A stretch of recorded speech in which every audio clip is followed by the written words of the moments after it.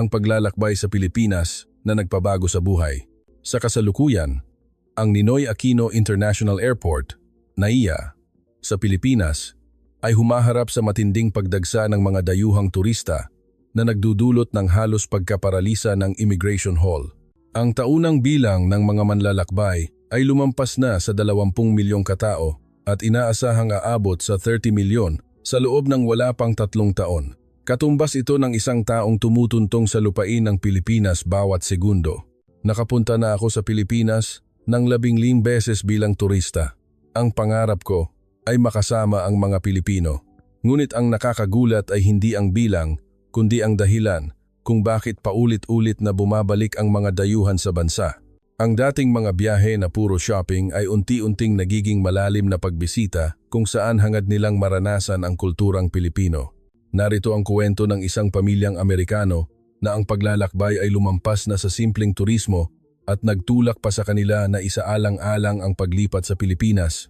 Ano nga ba ang mga karanasang umaakit sa napakaraming dayuhan upang magtipon sa bansang ito? Bago magsimula ang kwento, mangyaring mag-subscribe sa channel at mag-like. Ito ang pinakamalaking inspirasyon namin sa paggawa ng mga video. Nagpapasalamat din ako sa lahat ng subscribers na patuloy na sumusuporta. Naway maging malusog at maligaya kayo sa bagong taon. Kung sumusuporta kayo sa Pilipinas, mangyaring isulat sa comment section ang Pilipinas, kaya mo. Naiwan pa ring mainit ang Nobyembre sa Los Angeles, ngunit ang loob ng aming sala ay halos kasing lamig na ng yelo. Ang balita sa telebisyon ay nagpapatugtog sa background habang kaming 6 sa pamilya ay nakaupo ng pabilog.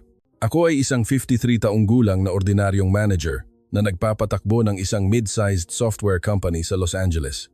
Nagdadala ako ng responsibilidad sa pamilya sa loob ng 28 taon, ngunit ito ang unang pagkakataon na na-stuck ang aming family meeting. Nakahain sa mesa ang mga quotation para sa airfare patungo sa Pilipinas. Ito ay isang planong isinusulong ng anak kong si Brad, 3 buwan na ang nakalipas. Ang aming 3 henerasyon, ang aking 70 taong gulang na ina, si Margaret, ang aking 50 taong gulang na asawa, si Susan, ang aking 50 taong gulang na anak na si Brad, at ang kaniyang asawang si Jennifer, at ang aming 5 taong gulang na apo, si Emily ay maglalakbay sa ibang bansa sa unang pagkakataon. Talaga bang Pilipinas pa ang kailangan? Ang boses ni Brad ay puno ng pagmamakaawa. Sinasabi ng mga kaibigan ko na binago nito ang kanilang buhay. Ngunit ang ekspresyon ni Susan ay nanatiling matigas. Ang Pilipinas ay 13 oras na biyahe sa eroplano. Matanda na si Mama at 5 taong gulang pa lang si Emily. Nag-aalala si Susan habang nakatingin sa aking ina. Si Margaret ay nakasandal ng malalim sa sofa at umiling. Sa buong buhay ko, hindi pa ako nakakalabas ng Europa. Napakadayuhan ng Asya. Iba ang wika, iba rin ang pagkain, hindi ba? Ako rin ay nakadarama ng pangamba. Ang paglalakbay kasama ang 3 henerasyon ay isang pakikipagsapalaran sa sarili nito. Mula sa transportasyon, pagpili ng kainan, hanggang sa pag-check-in sa hotel, ang bawat hakbang ay nagiging komplikado. At wala akong gaanong alam tungkol sa Pilipinas, maliban sa kaunting pop music at food culture. Tiyak ba na ligtas? Maingat kong tanong. May garantiya ba na mas ligtas kaysa sa Amerika? Binuksan ni Brad ang kaniyang laptop at ipinakita sa akin ang iba't ibang statistical data. Ang crime rate, night safety, at foreign tourist satisfaction, lahat ng indicators ay nangunguna sa buong mundo. Ngunit hindi ako makumbinsi ng mga numero lamang.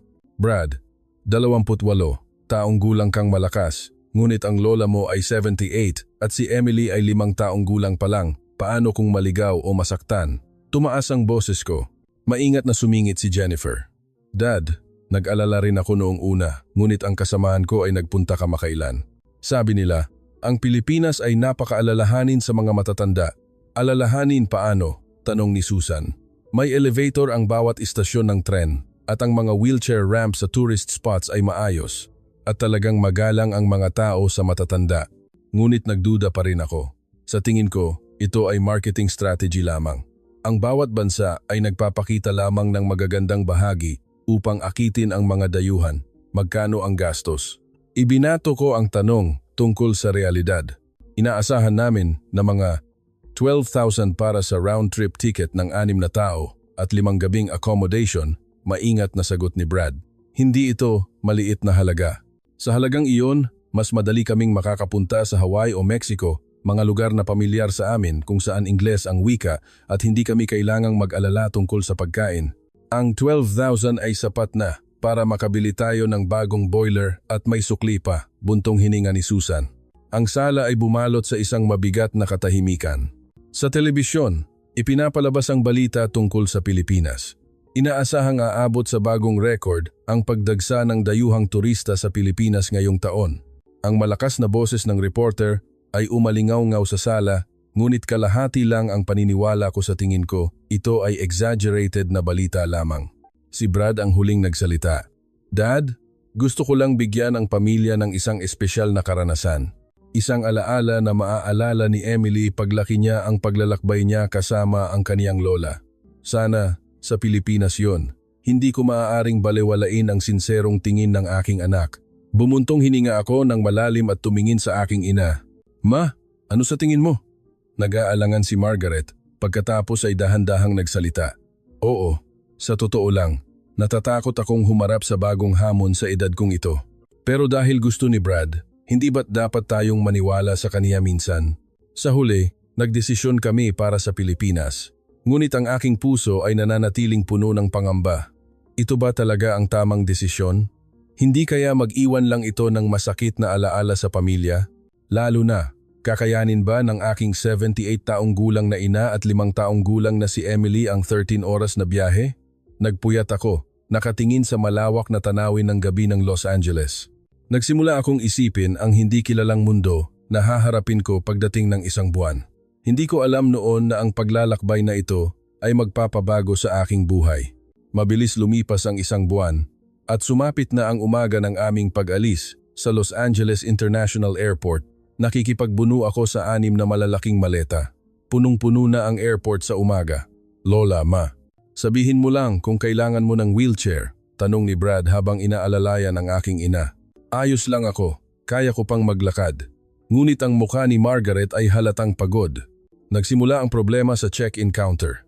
Biglang umiyak si Emily, nagsasabing masakit ang kaniyang tiyan. Lola, masakit ang tiyan ko. Gusto kong magbanyo. Dali-daling dinala ni Jennifer si Emily sa banyo. Mag-isa akong humarap sa 6 na maleta. Ang pagdaan sa security check ay matrabaho rin. Mabagal maglakad si inay. At si Emily naman ay patuloy na tumatakbo kung saan-saan. Emily, huwag kang bibitiw sa kamay ko. Ang boses ni Jennifer ay puno ng pagkabalisa. Pagdating namin sa boarding gate, ako ay ubos na. Sa isip ko, kung ganito na kami kapagod bago pa man sumakay ng eroplano, paano pa kaya ang susunod? Dumating na ang oras ng boarding. Sa upuan ng eroplano, bumuntong hininga ako. Kailangang manatili sa masikip na espasyong ito sa loob ng 30 oras. Ang realidad na ito ay nagbigay sa akin ng kaba. Makalipas ang halos 2 oras, nagsimulang umiyak si Emily ng malakas. Lola, gusto ko si Lola. Ayaw ko kay Mama. Ang iyak ng bata ay umalingaw-ngaw sa buong kabin. Nararamdaman ko ang malamig na tingin ng mga pasahero sa paligid. Walang magawa si Jennifer. Pasensya na. Patuloy akong nagpapakumbaba sa mga pasahero. Pagkalipas ng 4 na oras, nagreklamo si inay na nahihilo siya. James, parang hindi maganda ang pakiramdam ko. Nahihilo ako. Ang mukha ni Margaret ay namumutla. Agad akong tumawag ng flight attendant. Nahihilo ang nanay ko. Maaari po ba kayong tumulong? Mabilis na nagdala ang flight attendant ng oxygen mask at tubig.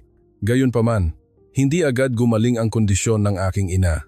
Paano kung may masamang mangyari? Mahinang tanong ni Susan. Hindi ako makasagot dahil ganoon din ang aking pangamba.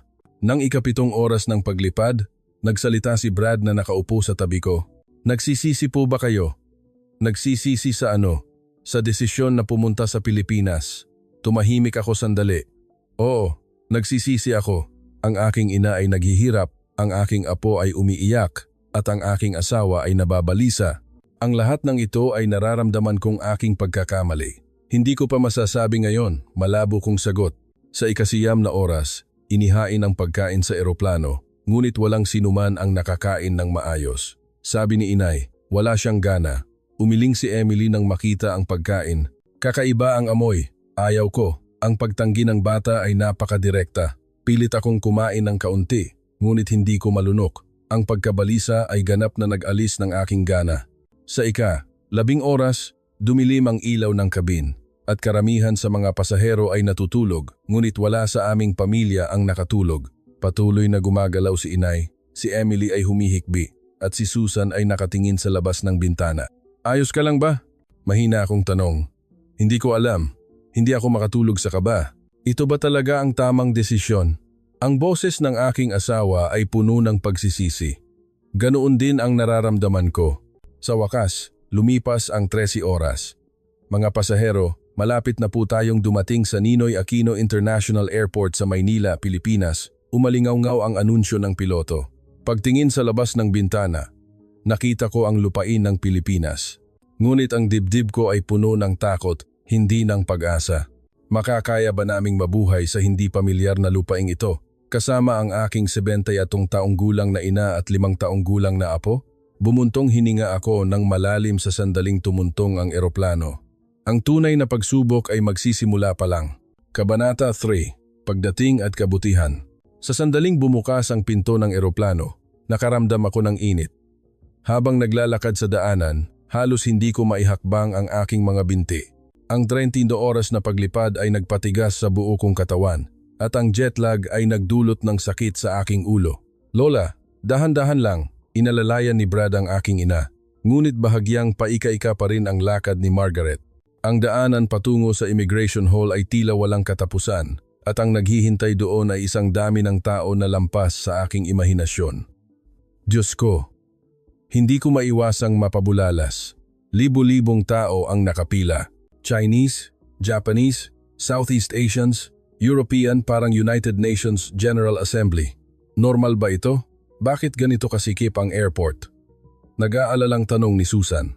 Ako man ay naguguluhan. Kahit masikip ang LAX, hindi pa ako nakakita ng ganito. Habang papunta sa immigration, biglang tumigil si Emily. Lolo, may robot doon. Pagsunod sa daliri ng bata. Isang digital information kiosk ang nakita ko na may monitor na may kasamang parang virtual assistant. Hello, welcome to Ninoy Aquino International Airport. Is there anything I can help you with? Ang virtual assistant ay nagsalita ng perpekto at matatas na Ingles. Natigilan ako, nakatitig sa monitor. Parang naging realidad ang eksena sa pelikula. Saan ang immigration check? Taimtim kong tanong. Please proceed straight for 100 meters in that direction. Have a pleasant trip. Itinuro ng screen ang direksyon at magalang na nagnod sa kahit na curious, wala akong oras para pagtuunan ito ng pansin. Ang kondisyon ng aking ina ay lumalala. James, paupuin mo ako. Nang hihina ang mga binti ko, mas lalong namutla ang mukha ni Margaret. Pinaupo ko si inay sa kalapit na bench at lumingalinga. Kailangan kong humanap ng wheelchair, ngunit sa masikip na airport na ito, hindi ko alam kung makakahanap ako ng tulong. Dito lang kayo. Pupunta ako sa service desk para magtanong tungkol sa wheelchair. Dali-daling tumakbo si Brad sa information counter. Ang pila sa immigration ay mas mahaba kaysa sa inakala ko, hindi bababa sa 200 katao. Paano kami makakadaan dito? Aabutin kami ng 1 oras. Nag-aalala ako, ang tanging nakakagaan ay ang pagkakaroon ng e-gate. Ito ay isang sistema kung saan automatikong bubukas ang pinto sa pamamagitan ng pag-scan ng pasaporte at pag-verify ng fingerprint. Wow, ang cool! Hindi kailangang pumila. Curious na tiningnan ni Emily ang automated gate, ngunit nag-aalala pa rin ako. Paano kung magkamali ang makina? Maayos bang mare-recognize ang fingerprint ng 78 taong gulang kong ina? Nang turn ko na, tumayo ako sa harap ng gate. Sabay na lumabas sa screen ang Filipino at English. Please scan your passport. Pagkatapos ilagay ang pasaporte, lumabas agad ang impormasyon ko. Please scan your fingerprint. Inilagay ko ang aking daliri at sa isang beep, bumukas ang pinto. Mas madali kaysa sa inakala. Ngunit nang turn na ni inay, nagka-problema. Hindi maayos na mare-recognize ang fingerprint ni Margaret. Please try again. Patuloy na umuulit ang boses ng makina. Ngunit ang balat sa daliri ng aking ina ay manipis dahil sa edad at nahihirapan itong basahin. Lagot, anong gagawin ko? Lumingalinga ako sa pagmamadali. Sa sandaling iyon, lumapit ang isang airport staff. May kailangan po ba kayong tulong? Siya ay isang babae na nasa 30s at nagsasalita ng matatas na Ingles. Hindi po ma-recognize ang fingerprint ng nanay ko. Ayos lang po. Ako na po mismo ang mag-aasikaso para sa inyo. Sumama po kayo sa akin dito. Inalalayan ng staff si inay sa isa pang lane. Ang kaniyang pag-aasikaso ay mabilis at magiliw. Sa loob lamang ng 2 minuto, natapos na ang immigration procedure. Maraming salamat po. Nagpapakumbaba akong nagpasalamat. Paglabas namin sa immigration hall, mas malaking kaguluhan ang naghihintay sa baggage claim. Daan-daang tao ang nagkumpul-kumpul sa paligid ng conveyor belt. Nasaan ang mga maleta namin? Tiningnan ko ang baggage tag number, ngunit hindi ko makita ang conveyor belt dahil sa dami ng tao. Naghintay kami ng 30 minuto, ngunit hindi pa rin lumalabas ang aming mga maleta. Baka nawala? Ang boses ni Susan ay may bahid ng panic. Mas lalo akong nabalisa. 6 na maleta kung mawawala ang lahat. Naroon ang aming mga damit, toiletries, lahat. Tingnan mo doon. Hindi ba't yan ang mga maleta natin? Itinuro ni Susan ang kabilang gilid ng conveyor belt. Dahan-dahang umiikot ang aming mga maleta. Dali-dali kong tinulak ang mga tao at naglakad pasulong. Ngunit nang makita ko ang mga maleta, may mas malaking problema ang lumabas. Ang pre-booked naming airport van ay cancelled. Nakatanggap ako ng text message. Cancelled ang booking dahil sa overbooking. Humihingi kami ng paumanhin.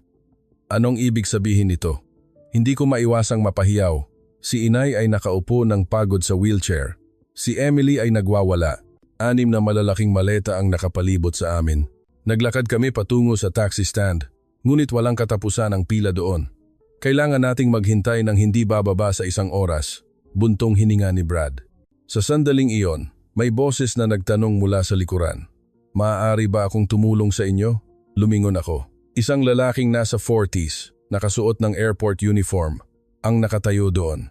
Na-cancel ang bus booking namin at matagal pa ang taxi. Pagod kong sagot. Mabilis na naintindihan ng staff ang aming sitwasyon. Kinuha niya ang kaniyang walkie-talkie, 6-member family. May senior citizen at bata. Maaari ba tayong mag-arrange ng multifunction AUV Asian Utility Vehicle? Dumating ang sagot mula sa kabilang dulo ng walkie-talkie. Darating sa loob ng 10 minuto. Talaga po? Ngunit hindi naman kami VIP. Naguguluhan kong tanong. Ayos lang po. Nagbibigay kami ng priority service sa mga pamilya na may matatanda at bata. Ang ngiti ng staff ay taos-puso. Sa sandaling iyon, uminit ang aking dibdib. Ngunit nagtaka rin ako. Totoo ba ito? Baka may special treatment dahil dayuhan kami? Pagkalipas ng 10 minuto, dumating ang isang malinis na van. Ang driver mismo ang bumaba upang tulungan kaming magkarga ng maleta. Lola, dahan-dahan po sa pagsakay. Huwag po kayong magmadali. Inalalayan ng driver ang aking ina sa sasakyan. Sa loob ng sasakyan, may mga mineral water at maging mga Filipino-style children's snacks para kay Emily. Libre ba ang mga ito? Hindi makapaniwala akong tanong. Opo, serbisyo po ito ng airport. I wish you a comfortable trip. Napaka-natural ng sagot ng driver. Nang umandar ang sasakyan, binuksan ni Emily ang pakete ng snacks. Lolo, ang sarap nito. Sa unang pagkakataon, ngumiti ang bata. Uminom din si inay ng tubig at nakabawi ng hininga. Ang galing. Hindi ko inakala na ganito sila kaalalahanin.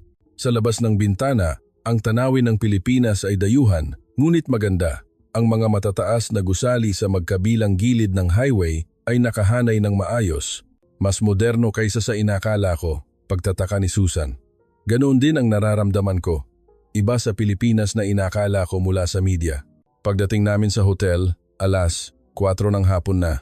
Pagpasok namin sa lobby, sinalubong kami ng maringal na chandelier. Ang marble floor at eleganteng interior ay nagpapakita ng kalidad ng 5-star hotel. Sa check-in counter, ang isang staff na nakasuot ng suit ay nagbigay ng malalim na mabuhay baw. Welcome at salamat sa inyong pagod. Ang magalang na saloobin ay nagpatigil sa akin. Ito ay antas ng kagandahang asal na hindi pa namin nararanasan sa Amerika. Para sa 6 na bisita, Mr. Thompson. Tama po ba? Kami po ay nag-upgrade sa inyo sa Family Luxury Suite. Upgrade? Libre? Opo. Ito po ay komplementaryong serbisyo namin para sa mga pamilyang may maraming miyembro. Ang ngiti ng staff ay nananatiling mainit. Nang sumakay kami sa elevator patungo sa ika-15 palapag, nalilito ako. Priority car sa airport, libreng upgrade sa hotel. Ang lahat ay napakaganda kaya nakakabahala. Ito ay isang estratehiya para akitin ang mga dayuhan. Nagbibigay sila sa amin ng special treatment.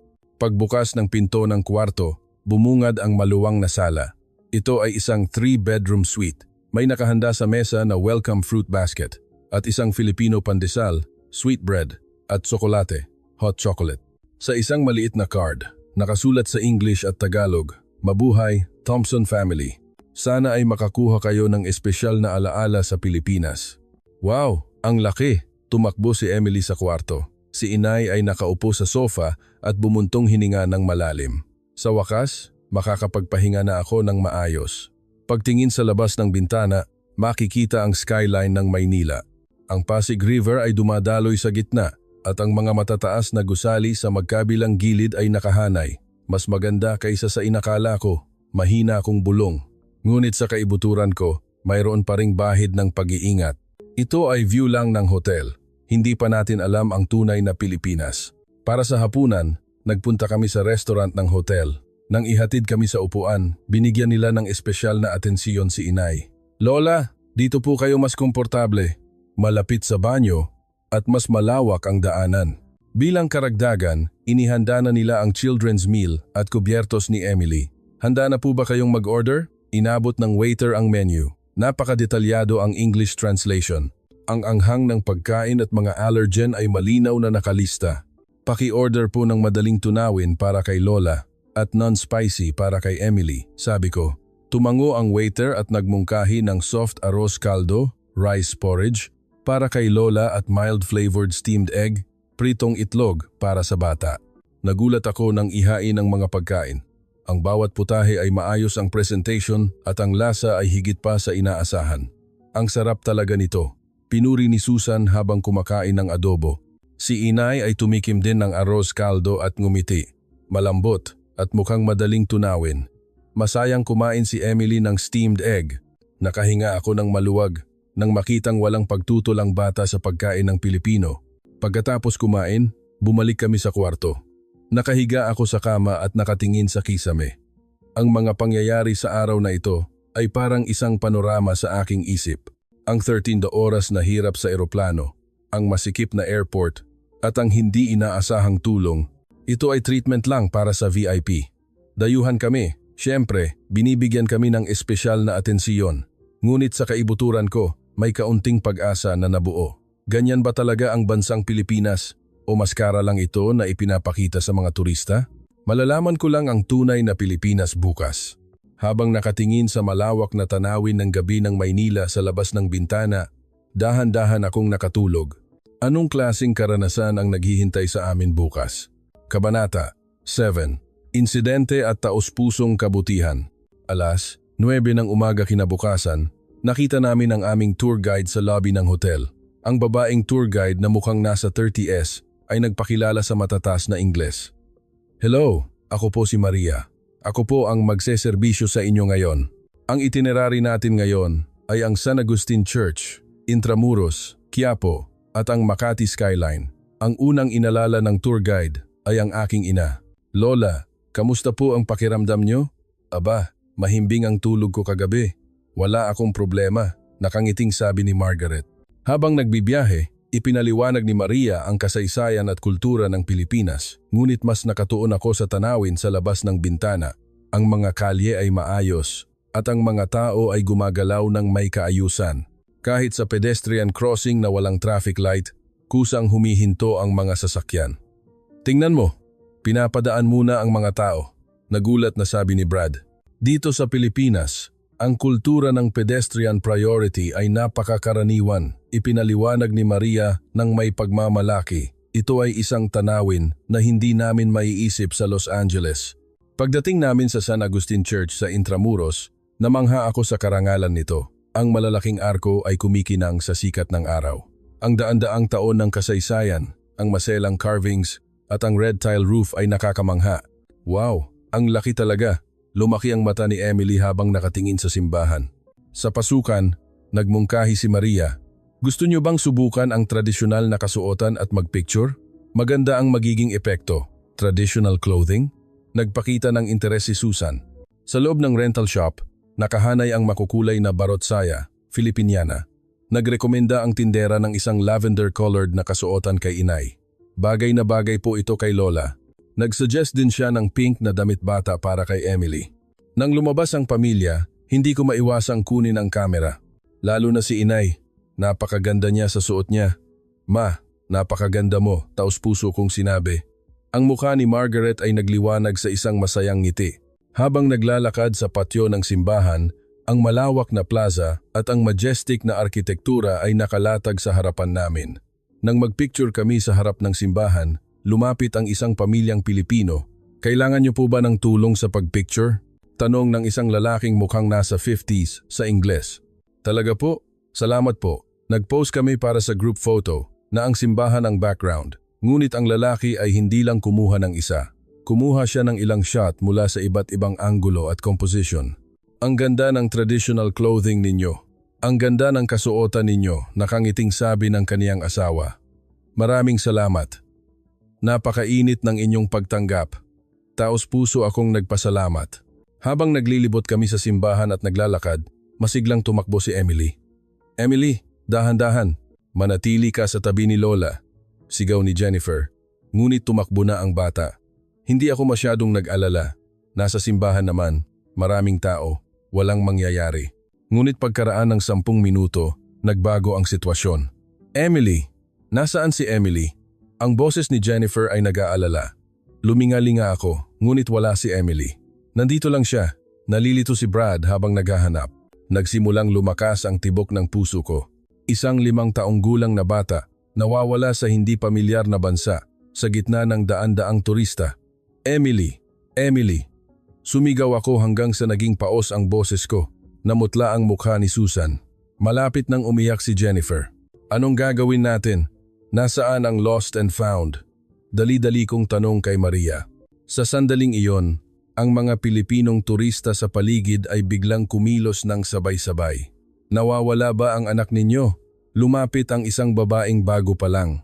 Oo, 5 taong gulang na bata, naka-pink na traditional clothing. Bago ko pa matapos ang aking sinabi, sumigaw siya sa Tagalog sa mga tao sa paligid. Sa isang iglap, higit sa 100 tao ang nagkumpol-kumpol. Tutulong kami sa paghahanap. Huwag kayong mag-alala, sabi ng isang matandang lalaki. Agad na naghati-hati ang mga tao sa maliliit na grupo at nagsimulang maghanap. Ang ilan ay tumakbo patungo sa simbahan, ang ilan ay patungo sa patio. May CCTV sa management office doon. Pumunta tayo doon para i-check. Inalalayan kami ng isang college student na nasa 20s. Agad na inasikaso ng staff ng management office ang kamera. Nagsimula silang maghanap ng bata na nakasuot ng pink na damit. Pagkaraan ng halos 3 minuto, may boses na narinig mula sa malayo. Nakita namin. Nandito! Tumakbo ako patungo sa direksyong pinanggalingan ng boses. Si Emily ay nakatayo sa tabi ng fountain kasama ang isang Filipino student. Lolo, tumakbo sa akin ang bata. Mahigpit kong niyakap si Emily. Ang aking mga binti ay nanghina at halos ako ay bumagsak. Ayos lang. Binabantayan ko siya. Gusto niyang tingnan ang fountain at natakot akong mapahamak siya. Kaya sinamahan ko siya, nakangiting sabi ng estudyante. Maraming salamat po. Nagpapakumbaba akong nagpasalamat habang nanginginig ang boses. Ang mga Pilipino na nagtipon sa paligid ay isa-isang lumapit. Ang galing! Ayos lang ang bata. Ang galing! Ang cute ng bata. Bagay sa kaniya ang damit. Ang maiinit na salita ng mga tao ay nagpaiyak kay Jennifer. Salamat po. Maraming salamat po. Noon ko lang na-realize na hindi mahalaga sa mga taong ito kung dayuhan kami o hindi. Naintindihan lang nila ang damdamin ng mga magulang na nawawalan ng anak at nag-abot sila ng tulong. Hindi ito isang kalkuladong o strategic na kabutihan. Ito ay taos-pusong humanity, Kabanata 8, pagkain, kaayusan at pagkatapos. Sa oras ng tanghalian, dinala kami ni Maria sa isang tradisyonal na karinderya, local eatery, malapit sa Quiapo at Binondo.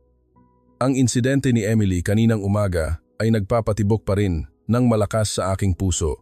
Lolo, gutom na ako. Nagsimulang magreklamo si Emily. Sinalubong kami ng aling Nena, ang may-ari ng karinderiya. Pagtingin sa menu, nag-aalala si inay. Baka maanghang ang lahat. Hindi ako makakain ng maanghang. Lola, huwag po kayong mag-alala. Marami po kaming non-spicy na pagkain, sabi ni Aling Nena sa di ganap na Ingles, ngunit naiintindihan naman. Tulad ng aming mild, lugaw rice, porridge, hindi po ito maanghang. Bagay po sa mga matatanda. Tiningnan niya rin si Emily at lumuhod. Little sister, ano ang gusto mo? Ngunit mahina ang sagot ni Emily. Ayos lang, igagawa kita ng soft steamed egg, pritong, itlog, malambot at masarap. Naghanda ng espesyal na steamed egg si Aling Nena para kay Emily at libre pa. Cute kasi ang bata, paliwanag niya. Nagulat ako nang ihain ang mga pagkain. Ang bawat putahe ay lutong bahay at masarap, lalo na ang lugaw para kay inay. Napakalambot ng karne. Ang sarap talaga nito. Madaling nguyain, pinuri ni Margaret. Masayang kumain din si Emily ng steamed egg. Nang matapos ang pagkain, sabi ni Aling Nena, "May natira pa sa lugaw ni Lola. Gusto nyo bang i-take out?" "Take out po, opo. Sayang naman kung itatapon. Normal lang po sa Pilipinas ang mag-take out ng tira."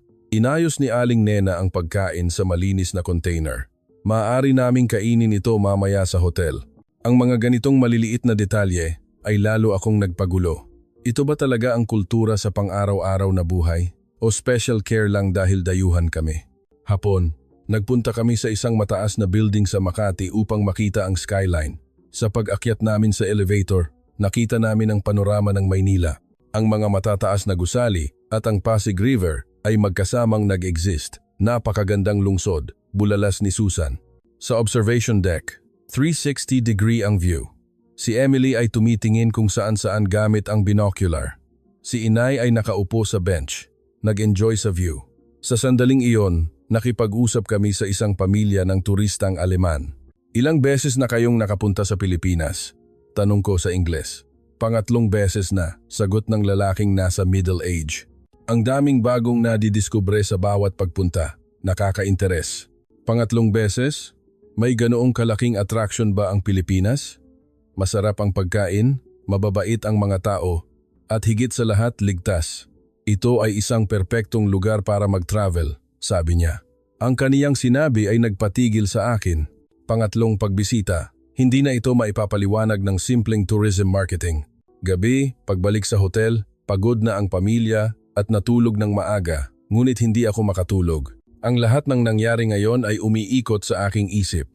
Ang mga taong naghanap kay Emily, ang kabutihan ni Aling Nena, ang turistang Aleman na pangatlong beses bumalik.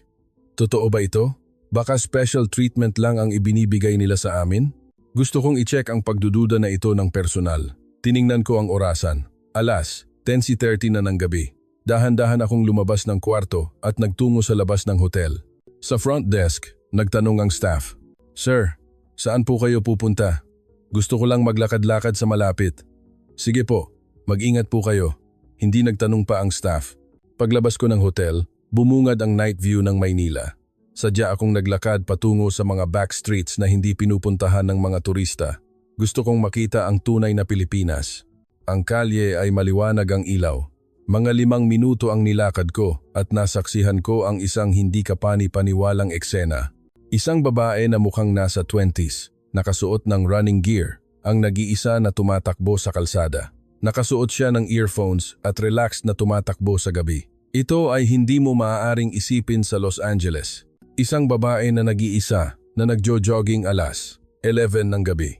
Lumakad pa ako ng kaunti. Isang mag-asawa na mukhang nasa 70s ang magkahawak kamay na naglalakad. Naglalakad sila ng ganito gabi na, hindi ako makapaniwala. Sa harap ng isang tindahan, ang ilang mga bata na mukhang high school students ay tumatawa habang kumakain ng merienda, snacks. Isang batang ina ang dahan-dahang nagtutulak ng stroller. Ang lahat ay napakamapayapa. Pumasok ako sa isang convenience store, Minimart. Ang maliwanag na ilaw at maayos na display at ang iba't ibang pagkain ay nakita ko. "Welcome po." Masiglang bumati ang isang female clerk na nasa 20s. Alas, 11 na ng gabi at hindi siya mukhang pagod. Kinuha ko ang isang rice meal at nagtungo sa counter. "Excuse me, may tanong lang po ako." "Yes sir, ligtas ba dito sa gabi? Ikaw na babae, nag-iisa ka lang dito sa trabaho." Ang clerk ay nagpakita ng pagtataka sa aking tanong. "Oo naman po, ligtas. Ligtas po sa buong Pilipinas." Ang sagot niya ay parang natural lamang. Kahit alas, 11 ng gabi? Opo. Kahit alas, 2 ng madaling araw. Ligtas po. 24 hours po kami. Lumabas ako ng convenience store, dala ang rice meal at umupo sa isang bench. Habang kumakain ng pagkain, pinagmasdan ko ang paligid. Ang mga taong dumadaan ay kalmado. Walang nagmamadali, walang nag-aalala. Ito ay pang-araw-araw na buhay lang nila. Doon ako sa bench sa loob ng 30 minuto. Isang lalaki na mukhang nasa 60s ang umupo sa tabi ko. Dayuhan po kayo, ano po? Nagsalita siya sa Ingles. Opo, galing po ako sa Amerika. Kamusta po ang Pilipinas? Nakakagulat na ligtas. Hindi ko inakala na ganito kapayapa sa oras na ito. Ngumiti ang lalaki. Para po sa mga Pilipino, ito ay nakasanayan na nating pang-araw-araw na buhay. Ang maglakad-lakad sa gabi, ang pumunta sa convenience store, ang lumakad ng malaya. Ang salitang kalayaan ay malalim na tumimo sa akin. Oh, ito ang tunay na kalayaan. Kahit sa gabi, ang kakayahang maglakad ng walang takot. Ang mga matatanda, babae at bata ay maaaring maglakad ng ligtas. Ito ang tunay na kalayaan. Pabalik sa hotel, sigurado na ako. Hindi ito ilusyon. Hindi ito special treatment para sa mga turista. Ito ang pang-araw-araw na buhay ng Pilipinas. Pagbalik sa kwarto at paghiga sa kama, sa unang pagkakataon, nakaramdam ako ng kapayapaan sa aking puso. Ang pagdududa ay nawala at napalitan ito ng paghanga. Napaka-spesyal talaga ng bansang ito. Habang nakatingin sa malawak na night view ng Maynila, dahan-dahan akong nakatulog. Anong klaseng karanasan pa ang naghihintay sa amin bukas? Kabanata 9. Kinabukasan, pagkain at pagbabago ng puso. Sa ikatlong araw, nagtungo kami sa New Clark City, BGC na tinatawag ni Maria na Future District. Sabi ni Maria, "Ngayon, ipapakita ko sa inyo ang kinabukasan ng Pilipinas." Nagbus kami patungo sa Clark, Makati. Nakatuon ako sa tanawin sa labas ng bintana. Ang mga bagong bayan sa magkabilang gilid ng highway ay napakaganda. Pagkatapos ng halos 1 oras na biyahe, lumabas ang isang ganap na naiibang mundo. Wow! Ano yon? Sigaw ni Brad nang lumaki ang mata. Isang futuristic na tanawin ang nakalatag sa harapan namin. Glass-walled na matataas na gusali, malalawak na parke, at maayos na kalsada. Ang mga gusali diyan ay may eco-friendly design na may solar panels at rainwater harvesting system. Ipinaliwanag ni Maria, ang mga paliwanag na ito ay nakakagulat sa akin. Sa industriya ng konstruksyon, hindi ako makapaniwala sa scale na ito. Pagdating namin sa parke, hindi ako makapagsalita. Sa gitna ng lungsod, may malaking artificial lake. Ang tubig dito ay galing sa dagat. Ito ay circulated at purified mula sa Bay Area. Paliwanag ni Maria. Purified seawater sa parke? Hindi makapaniwala akong tanong. Opo, ito po ay world first na seawater circulation system. Sa loob ng halos 30 taon akong nagtatrabaho sa konstruksyon sa LA, ito ang unang pagkakataon na nakakita ako ng ganitong teknolohiya. Habang naglalakad sa tabi ng lawa, sabi ni Inay, "Ang linis ng hangin. Parang nasa probinsya, kahit nasa lungsod." Tama si Margaret. Ang hangin ay sariwa at naririnig pa ang huni ng mga ibon. Masayang tumakbo si Emily sa damuhan. "Lolo, gusto ko dito." Nang marinig ko ang tawa ng bata, uminit ang aking puso. Para sa tanghalian, dinala kami ni Maria sa isang espesyal na lugar. "Ngayon, matitikman natin ang pinakamahusay na premium Filipino steak," sabi niya. Ito ay isang high-end na steakhouse. Pagpasok namin, puno ng high-class na ambiance. Sa open kitchen, ang mga chef ay nakasuot ng malinis na puting uniforme at gumagawa ng may katumpakan. "Welcome po." Ngayon, naghanda kami ng premium Philippine imported beef na 30-month aged para sa inyo. Ipinakita sa amin ng chef ang marbled na sirloin steak. "Diyos ko, hindi pa ako nakakita ng ganyang klaseng karne," bulalas ni Susan. Inilagay ng chef ang karne sa hot plate. Sa tunog na sizzle, kumalat ang amoy. Ang temperatura ay precisely controlled sa 54 degrees. Ang oras ay 3 minuto at 30 segundo. Paliwanag ng chef. Ang katumpakan ay parang isang science lab. Nang ilagay ko sa bibig ko ang isang slice ng grilled beef, nagulat ako. Ang karne ay natunaw sa bibig ko. Ang rich flavor ng meat juice ay umapaw. Wala akong natikman na ganitong lasa sa buong buhay ko. Napapikit ako at dahan-dahang nginuya. Si Brad din ay tumango ng may paghanga. Ang galing talaga nito. Oo, hindi ko mapigilang umamin.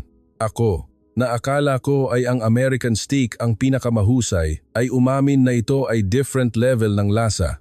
Pagkatapos kumain, lumabas kami ng restaurant. Lumapit sa akin si Brad. Maaari ba tayong mag-usap, Dad? Oo, bakit? Umupo kami sa isang bench sa parke. Tumahimik kami sandali. Maaari ba akong maging tapat sa inyo? Ang boses ni Brad ay nanginginig. Sige, sabihin mo. Gusto kong magtrabaho sa Pilipinas. Nagulat akong tumingin sa aking anak. Nag-apply na ako sa isang kumpanya sa Pilipinas bago pa tayo mag-travel at natanggap ako. Brad, seryoso ka ba? Paano ang pamilya mo? Paano ang bahay sa LA? Tumaas ang boses ko. Ngunit kalmado si Brad. Dad, gusto kong bigyan si Emily ng ligtas na kapaligiran. Sa LA, hindi kami makalabas sa gabi. Araw-araw, nag-aalala ako sa school shooting. Ngunit dito, iba. Si Emily ay maaaring tumakbo ng malaya, ligtas sa gabi, mataas ang kalidad ng edukasyon at maayos ang healthcare system. Ang sinabi ni Brad ay nagpatahimik sa akin. Sa totoo lang, naramdaman ko rin na ang Pilipinas ay mas angkop na kapaligiran para sa pagpapalaki ng bata. Akala ko ay tututol kayo, kaya gusto kong makita ninyo ito ng personal sa paglalakbay na ito. Kaya pala nagpumilit kang pumunta sa Pilipinas. Bumuntong hininga ako ng malalim. Pasensiya na. Huwag kang mag-sorry. Inilagay ko ang aking kamay sa balikat ng aking anak. Tama ka. Ang Pilipinas ay talagang isang espesyal na bansa.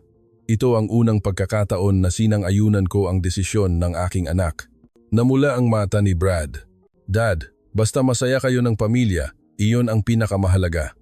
Tahimik kaming nakaupo sandali. Halos 30 taon na kaming hindi nag-uusap ng ganito katapat.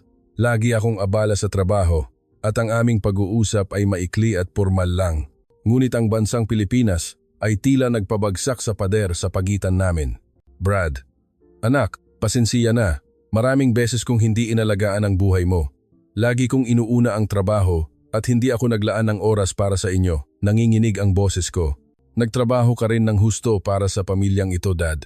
Ngunit nawalan ako ng isang bagay na mas mahalaga ang oras na kasama kayo. Mahigpit na hinawakan ni Brad ang aking kamay. Dad, hindi pa huli. Masaya na akong naglalakbay tayo ng ganito at nag-uusap. Hindi ko na napigilan. Tumulo ang aking luha. Sa 53 taon ng aking buhay, ito ang unang pagkakataon na umiyak ako sa harap ng aking anak. Salamat, Brad. Salamat sa pagpaplano mo ng paglalakbay na ito. Niyakap namin ang isa't isa. Hindi na namin inalala kung ano ang tingin ng mga tao sa paligid. Ito ay isang sandali ng tunay na koneksyon sa pagitan ng mag-ama sa loob ng 30 taon. Pagkaraan ng ilang sandali, tumayo kami sa bench at naglakad patungo sa pamilya. Ang aking puso ay magaan. Parang inalis ko ang isang mabigat na dalahin. Kabanata 10. Ika-4 na araw, pagpili ng isang bagong buhay. Sa ika-4 na araw, nagdesisyon kaming mag-Manila Bay Cruise, Pasig River Ferry. Maaliwalas ang umaga. Ngayon, magpahinga tayo ng kaunti. Lahat tayo ay pagod, sabi ko sa pamilya. Pag-akyat namin sa cruise ship, malawak ang deck at komportable ang mga upuan. Mayroon ding espesyal na dedicated area para sa wheelchair ni Inay. Lola, dito po. Ito ang pinakamagandang view, magiliw na inalalayan ng staff. Umalis ang barko. Ang tanawin ng Maynila sa magkabilang pampang ng Bay River ay nakalatag. Matataas na gusali, magagandang tulay, at ang mga parke sa pampang. Ang ganda, bulalas ni Margaret habang nag-enjoy sa view. Pagkatapos ng isang oras na cruise, dumaong ang barko sa park area. Naglakad kami sa parke. Puno ng mga taong nagbibisikleta, nagjo-jogging o nagpipiknik. Tingnan niyo doon. Nag-exercise din ang mga lolo at lola, sabi ni Jennifer habang nagtuturo sa isang direksyon. Ang mga matatanda na nasa 60s at 70s ay gumagamit ng fitness equipment. Gusto ko ring tumanda ng malusog tulad niyan, mahinang sabi ni Margaret. Nagdesisyon kaming umupo sa isang bench at magpahinga. Si Emily ay masayang naglalaro sa kalapit na playground kasama ang ibang mga bata. Si Brad at Jennifer ay naglakad sa tabing ilog. Si Susan ay nagtungo sa banyo. Naiwan kaming dalawa ni Inay. James, tinawag ako ni Inay sa pangalan ko. Bakit ma? May gusto akong i-confess sa iyo. Confess? Tumingin si Margaret sa Bay, River at dahan-dahang nagsimula. Sa totoo lang, Bago tayo pumunta sa Pilipinas, natatakot talaga ako. Matanda na ako at mahina ang katawan. Nag-alala ako na baka maging pabigat lang ako, lalo na noong nahilo ako sa eroplano at noong nawala si Emily.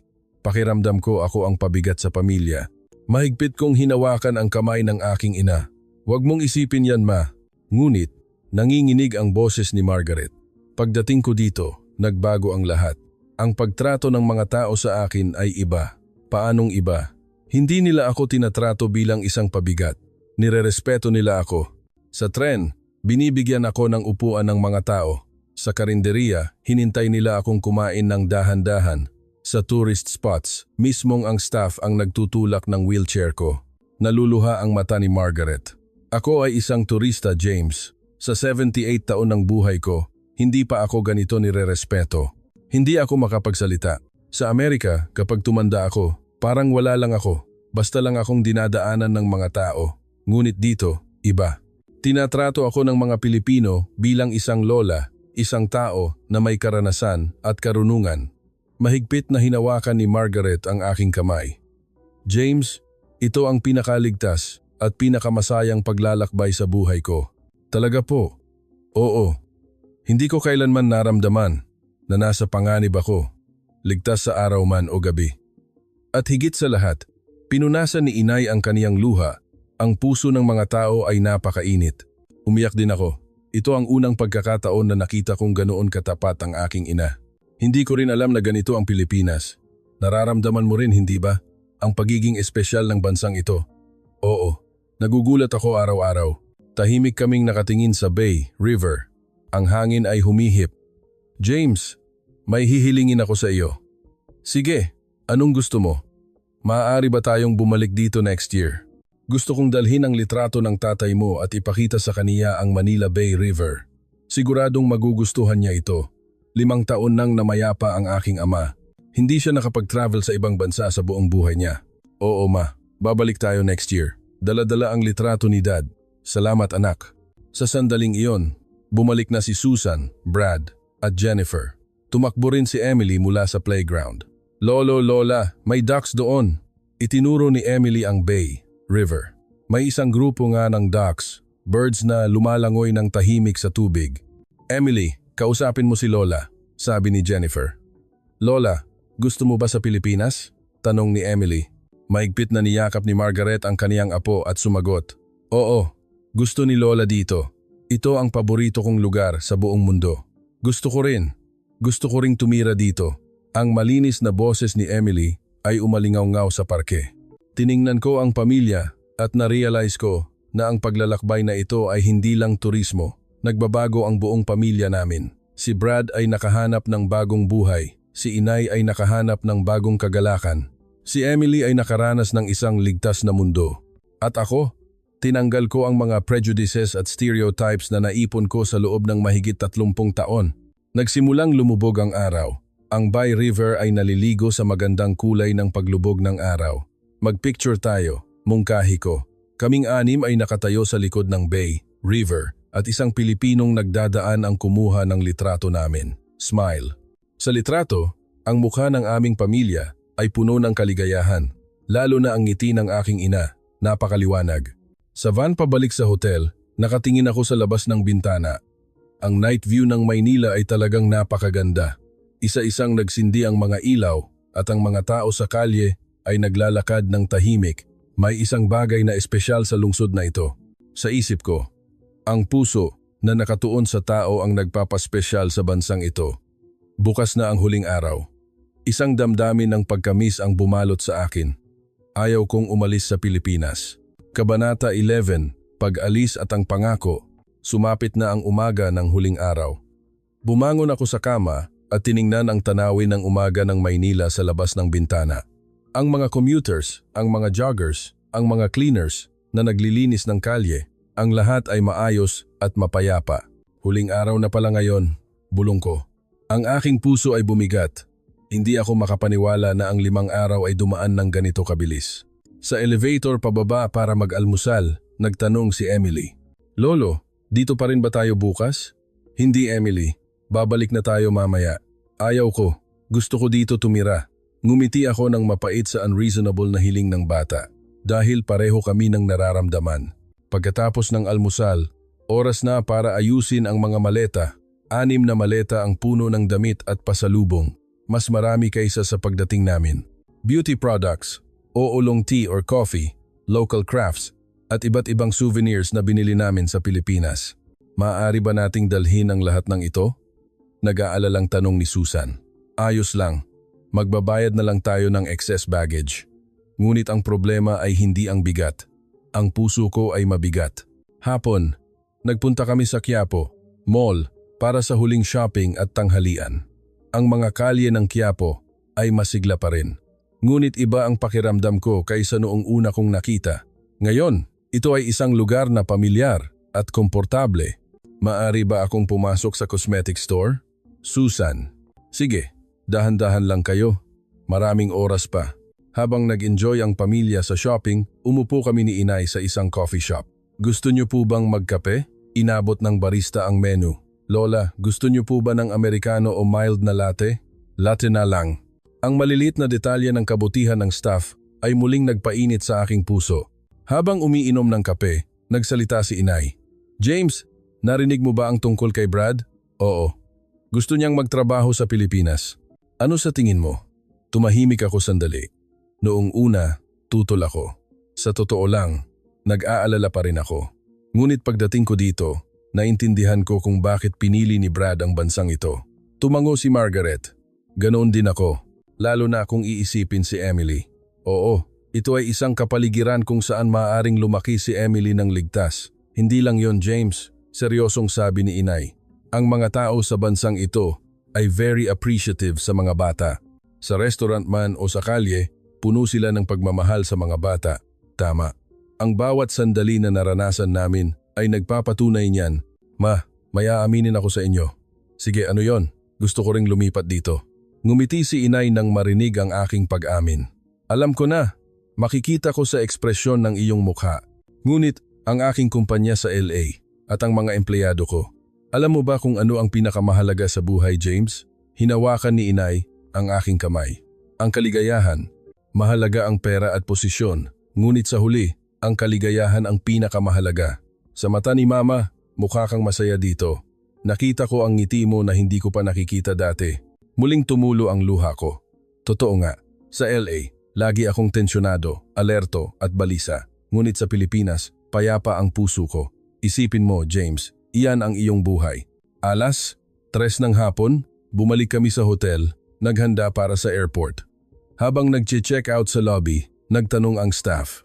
Sir, nag-enjoy po ba kayo? Opo. Ito ay isang paglalakbay na hindi ko malilimutan habang buhay. Taos puso kong sagot. Welcome po kayong bumalik. Hinihintay po namin kayo palagi. Ang mainit ng ngiti ng staff ay nagpatungo sa akin. Sigurado akong babalik ako, pangako.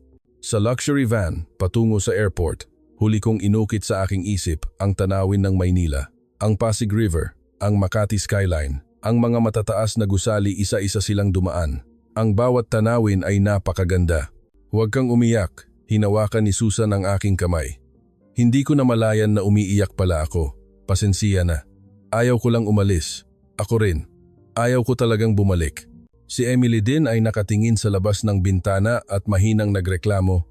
Gusto ko sa Pilipinas. Gusto ko tumira dito. Ang sinabi ng bata ay nagpatawa sa aming lahat, ngunit ang tawanan ay may kasamang sinseridad. Pagdating namin sa NAIA, nakaramdam ako ng kakaibang damdamin. 6 na araw na ang nakalipas, dumating ako na may takot at pangamba. Ngayon, may pagkamis. Nagtanong ang check-in counter staff. How was your trip to the Philippines? It was wonderful, really. Welcome po kayong bumalik. Sigurado akong babalik ako. Pangako. Pagkatapos ng immigration check, habang naglilibot kami sa duty-free shop, lumapit sa akin si Brad. Dad, naiintindihan niyo na po ang desisyon ko, di ba? Oo, Brad, yan ang buhay mo. Salamat po. Pwede po ba kayong mangako sa akin ng isa? Ano? Umuwi po kayo sa LA paminsan-minsan. Mamimiss kayo ni Mama at ni Emily. Siyempre, anak. Mag-vacation ka rin dito sa Pilipinas, ha? Ngumiti ako at tumango. Opo. Babalik po ako palagi. Palapit na ang oras ng boarding. Habang naglalakad patungo sa gate, lumingon ako. Ang bansang Pilipinas ay naroon. Kahit hindi ko nakikita, nararamdaman ko sa puso ko. Pag-akyat namin sa eroplano, umupo kami sa upuan. At habang sinisinturon ko ang seatbelt, nakaramdam ako ng lungkot. Aalis na ba talaga? Pagtingin sa labas ng bintana, nakita ko ang ground staff na nagtatrabaho at lumabas ang nakakagulat na eksena. Ang lahat ng staff na nagtatrabaho sa runway ay kumakaway sa aming eroplano. "Tingnan mo, kumakaway sila sa atin," sigaw ni Jennifer. Totoo nga, ang bawat isa ay magalang na kumakaway. Ang ilang staff ay nagbigay pa ng malalim na bow. "Diyos ko, hanggang sa huli," sabi ni Susan habang pinupunasan ng luha. Uminit din ang aking mga mata. Hanggang sa huling sandali, nagpakita sila ng ganitong kabutihan. Idinikit ni Emily ang kaniyang mukha sa bintana at kumaway. "Paalam, salamat po." Ang malinis na boses ng bata ay nagpaiyak sa akin. Dahan-dahang umandar ang eroplano. Patuloy na kumakaway ang mga ground staff hanggang sa hindi na makita ang eroplano. "Salamat sa inyo," mahina kong bulong. Umalis na ang eroplano. Sa labas ng bintana, dahan-dahang lumalayo ang lupain ng Pilipinas. Ang lungsod ng Maynila ay naging maliliit na tuldok. Babalik ako. Sigurado akong babalik ako. Nangako ako sa aking sarili. Ang aking ina, na nakaupo sa tabi ko, ay hinawakan ang aking kamay. "James, salamat. Salamat sa ma. Salamat sa pagsama mo sa akin sa paglalakbay na ito. Binigyan mo ako ng pinakamagandang alaala sa buhay ko. Ako dapat ang magpasalamat sa inyo." Mahigpit kaming naghawak kamay at tumahimik sandali. Nagsimula na ang 30 oras na biyahe. Ang damdamin ay ganap na naiiba sa pagdating. Ang pagdating ay puno ng pangamba at takot. Ngayon, puno ng pagkamis at pasasalamat. Nang ihatid ang pagkain sa eroplano, nagulat ako. Ang eroplano ba ng Philippine Airlines ay ganito kasarap ang pagkain? Ngumiti ako habang kumakain ng adobo. Nagsimula na akong mamiss ang lasa ng Pilipino. Pagkaraan ng ilang oras, lumapit sa akin si Brad. "Gising po ba kayo, Dad?" "Oo, hindi ako makatulog." "Ako rin. Ang dami kong iniisip." Umupo si Brad sa tabi ko. "Dad, ano po ang pinaka hindi ninyo malilimutan sa Pilipinas?" Nag-isip ako sandali. "Ang robot? Ang advanced facilities? Ang masarap na pagkain? Tao," sabi ko. "Tao? Oo. Ang pinaka hindi ko malilimutan ay ang mainit na puso ng mga Pilipino." Tumango si Brad. "Ako rin. Ang mga taong naghanap kay Emily, ang may-ari ng karinderiya, ang kapayapaan sa kalye sa gabi lahat ay dahil sa tao. Tama ka. Gaano man ka-develop ang teknolohiya, gaano man ka-perpekto ang facilities, sa huli, ang tao ang mahalaga." Tumingin ako sa labas ng bintana. Ang mga bituin ay kumikinang sa ulap. "Brad, nagkamali ako noon. Akala ko, ang isang advanced na bansa ay tinutukoy lamang ng economic power o teknolohiya. Ngunit ang pagiging advanced ng isang bansa ay tinutukoy ng kung gaano ito nirerespeto at inaalagaan ang tao." Nagningning ang mata ni Brad. "Dad, tama po kayo. Hindi ba't ganyan ang Pilipinas?" "Oo, kaya pinili mo ang Pilipinas." Nag-usap kami ng matagal. Ang pader na naghiwalay sa amin sa loob ng halos 30 taon ay tila tuluyan ng gumuho. Ang bansang Pilipinas ang muling nagkonekta sa aming mag-ama. Pagdating namin sa LAX, alas 5 na ng umaga. Nang matapos ang immigration at lumabas kami sa pinto, nakaramdam ako ng kakaibang damdamin. Hindi ito ang ginhawa ng pag-uwi. Ito ay ang awkwardness ng pagdating sa isang dayuhang lugar. "Bakit ang dilim dito?" Mahinang tanong ni Susan. Ang paligid ng LAX ay madilim na nagdudulot ng pangamba. Isang malaking kaibahan sa maliwanag at malinis na kalye ng Pilipinas. Habang pauwi sa taxi, nagpatuloy ang pakiramdam na ito. Ang kalye ay marumi at ang mga homeless ay makikita kahit saan. Sa ganitong lugar ba tayo nakatira? Pagdating sa bahay, inayos ko ang mga maleta.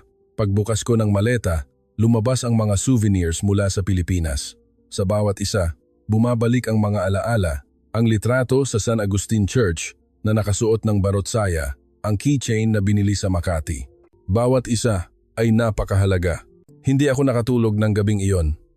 Namiss ko ang Pilipinas. Lumipas ang mga araw. Bumalik ako sa pang-araw-araw na buhay, ngunit ang puso ko ay naiwan sa Pilipinas. Nagtanong ang mga empleyado ko, "Manager, kamusta po ang biyahe nyo?" "Ang ganda. Nagpabago ng buhay." Ganoon po ba kaganda? Oo. Ang Pilipinas ay isang espesyal na bansa. Ikinuwento ko sa mga empleyado ko ang paglalakbay, ang ligtas na gabi, ang mababait na tao, ang advanced na facilities. Ang lahat ay nakikinig ng may interes. Gusto ko ring pumunta. Kailangan ko ring magplano ng biyahe sa Pilipinas, sabi ng mga empleyado. Napangiti ako sa kanilang reaksyon. Pagkalipas ng isang buwan, tumawag si Brad. Dad, lilipat na ako sa Pilipinas next month. Ang bilis naman? Oo, naayos na ng kumpanya ang visa ko. Masayang tumatalon si Emily. Sabi niya, masaya siyang pupunta sa Pilipinas. Magkahalo ang emosyon ko. Ang lungkot ng paghihiwalay sa pamilya ng aking anak, ngunit ang katiyakan na magiging masaya sila. Brad, mag-iingat ka. Suportado ka ni Dad. Salamat po. Mag-vacation po kayo palagi ha? Oo, lagi akong babalik. Pagkalipas ng 3 buwan, muli akong dumating sa Naya. Sa pagkakataong ito, kasama ko sina Susan at Inay. Bahagi nito ay upang makita ang pamilya ni Brad, ngunit sa totoo lang dahil na-miss ko ang Pilipinas. Pagdating sa airport, ang pamilyar na tanawin ay bumungad. Ang service kiosks, ang automated gate, at ang mababait na staff. Ang lahat ay pareho sa huli kong pagpunta. Talagang ang Pilipinas, bulalas ko. Sinalubong kami ni Brad sa airport. Dad, Ma, ang mukha ng aking anak ay puno ng sikat ng araw. Brad, kamusta ang buhay sa Pilipinas? Ang ganda. Nagkaroon ng mga kaibigan si Emily sa preschool. Masaya rin ako sa trabaho. Mabuti naman. Nagpunta kami sa bahay ni Brad. Isang malinis na apartment sa Makati. Dito kami nakatira. Maganda ang transportasyon. Malapit din ang preschool ni Emily. Ang komportable talagang tirhan. Gabi, nagtipon ang buong pamilya at kumain. Ang oras na kumakain kami ng Filipino food at nagtatawanan ay napakasaya. Lolo, natuto akong magtagalog. Nagmamalaking sabi ni Emily. Kumusta? Salamat. Nagtawanan ang lahat sa malinaw na pagbigkas ng bata. Nang gabing iyon, tumayo ako sa balkonahe ng bahay ni Brad at tiningnan ang night view ng Maynila, ang mga gusali sa tabi ng bay, river, ang payapa at tahimik na kalye. Ang lahat ay napakaganda. James, tumayo si Inay sa tabi ko. Bakit ma? Lumipat na rin tayo dito. Ano po? Oo, seryoso ako. Gusto kong gugulin ang natitirang bahagi ng buhay ko dito. Bumuntong hininga ako. Sa totoo lang, iyon din ang iniisip ko. Ma, pag-iisipan ko po ng mabuti. Sige, dahan-dahan lang. Pagtingin sa labas ng bintana, sa wakas ay naintindihan ko ang kahulugan ng balita na isang tao ang tumutuntong sa lupain ng Pilipinas bawat 1.68 segundo. Hindi lang ito numero. Ito ay patunay sa pagiging espesyal ng bansang Pilipinas. Kaligtasan, kaginhawahan, kabaitan, at higit sa lahat, ang kultura ng paggalang sa tao. Ito ang kapangyarihan na umaakit sa mga tao sa buong mundo. Ako rin ay miyembro ng 1.68 segundo na iyon at mananatili akong miyembro sa hinaharap. Ang Pilipinas ay hindi lang isang tourist destination. Ito ay ang bansa na nagpabago sa aking buhay. Ang lugar na muling nagkonekta sa aking pamilya. Ang lugar na nagturo sa akin kung ano ang tunay na kalayaan at kaligtasan. Salamat Pilipinas. Ang hinahanap ko ay isang lugar kung saan maaaring mabuhay ang isang tao bilang tao at iyon ay ang Pilipinas. Sa gabi ng Maynila, ang mga bituin ay kumikinang. Ang pagmamahal ko sa Pilipinas ay mananatiling kumikinang tulad ng mga bituin. Mga manonood, kumusta ang kuwentong ito? Sa tingin ninyo, ano ang dahilan kung bakit minamahal ng mga tao sa buong mundo ang Pilipinas? Mahalaga ang teknolohiya at pagkain, ngunit sa huli, hindi ba't ang puso na nakatuon sa tao ang nagpapaspesyal sa Pilipinas? Ang Pilipinas na ipinagmamalaki natin ay isang bansa na binuo ng mga taong may ganitong mainit na puso.